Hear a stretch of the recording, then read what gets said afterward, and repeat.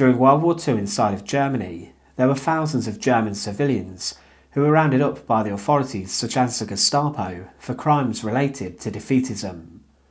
There were other offences that were seen as terrible inside of the Third Reich, and this included looting following bombing raids, and often these crimes were dealt with most ruthlessly and brutally. Thousands of people went to their deaths inside of German prisons, mostly on an execution device known as the fallbeil, or the falling axe. This was a guillotine, an all-metal structure in which the executioners became incredibly efficient at using. In fact, they would take the head off someone in a matter of seconds from when they entered the execution chamber.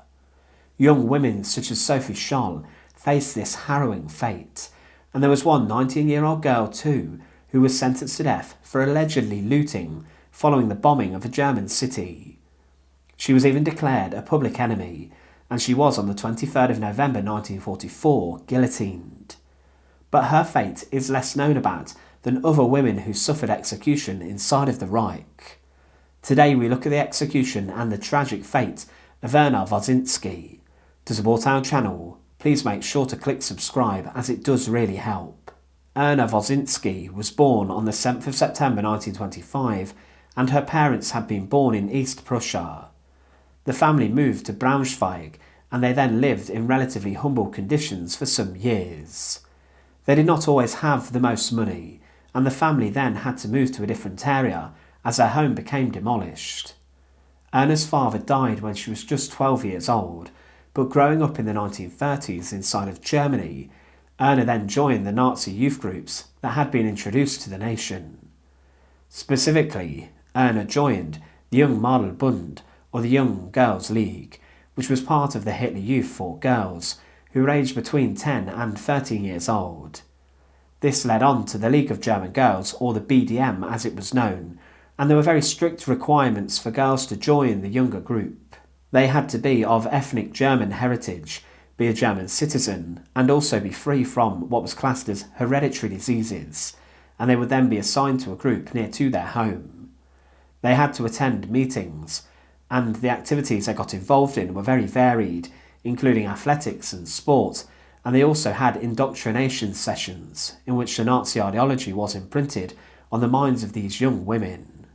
It was said by a Nazi propaganda newspaper regarding the group that you will constantly be able to prove your total commitment in service, sport, trips, meetings, war duty, etc. Even in the little things of everyday life, be loyal and dependable. Erna Wazinski attended this group, but she did not join the older League of German Maidens later.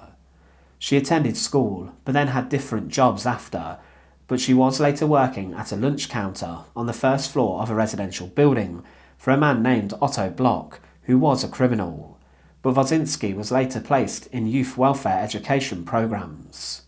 She then, in November 1943, whilst the Second World War was raging on, found work as a housekeeper, and then inside of an armaments company, but she remained there until she was later arrested.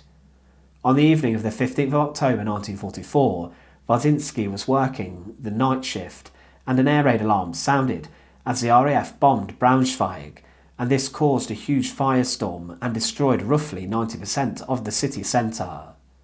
Huge amounts of bombs had been dropped and the fires took days to go out. Erna Wazinski and a colleague walked to look for her mother, and they came to her destroyed house. She could not find her mother, but believed that she was safe sheltering, and she did survive inside the cellar of a house across the street.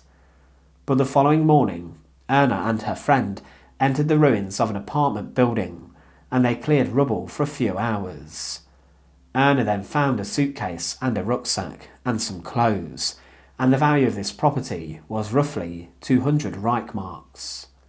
But a neighbour filed a complaint as some objects had been stolen, and with this Erna Wazinski was named as the suspect. On the 20th of October 1944, two detectives were interested in meeting with Erna Wazinski because of the complaint, and these two men were Nazi policemen. When Erna arrived, she was seized by the officers, and there were loud blows heard from the room where she was in. Erna Wazinski was then led away, and she had been struck and beaten several times, and she had a swollen lip and also a very bloodied nose. What Erna Wazinski was accused of was looting during a bombing raid, which was viewed as a terrible crime for someone to commit inside of German society, and the Nazis would throw the book at her, despite her intentions remaining rather innocent. She was interrogated, and during this she made a confession, and this was considered forced based upon torture and also violence she experienced. The confession claimed that she had opened a suitcase in an undestroyed outbuilding, and then Wazinski then took items from it and then hid and concealed these items. She was charged with plundering and looting during an air raid, and the death penalty was requested against a young 90-year-old woman. At the time, the special court building in the local area had been damaged by the bombing raids, and her trial actually took place at her prison.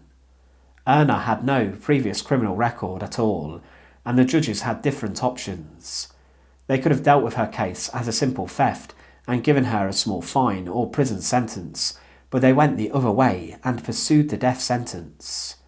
This was because she had been classified as a public enemy. Even the Nazi Supreme Court asked the judges in this case to be cautious in their sentencing, but this was ignored, and the trial was rather shambolic.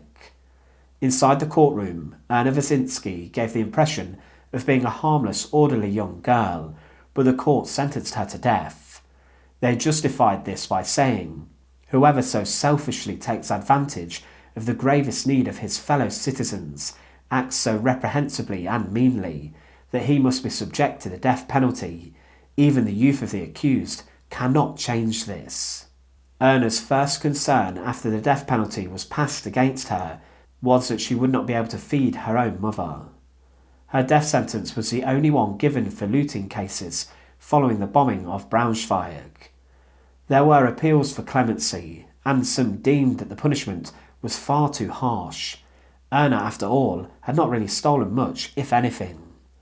It had been claimed also in a previous psychiatric report upon her that, on the whole, she is still immature, with considerable psychopathic traits, and that Erna Wazinski was a weak-willed, impulsive, frivolous girl, whom even at the present time of need does not seem to have been brought to a stronger sense of responsibility.